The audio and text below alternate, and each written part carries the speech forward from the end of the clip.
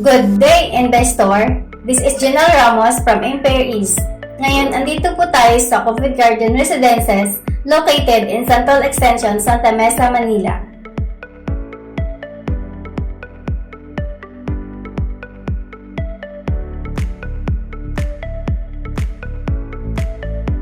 This project is best for family use, rental, and Airbnb business. Dahil walking distance lang po ito sa PUP and 10 minutes away to University Belt.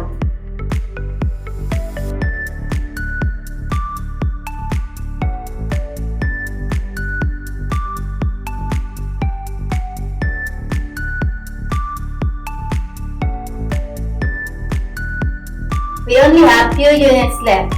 So what are you waiting for? Check the details below and set an appointment now.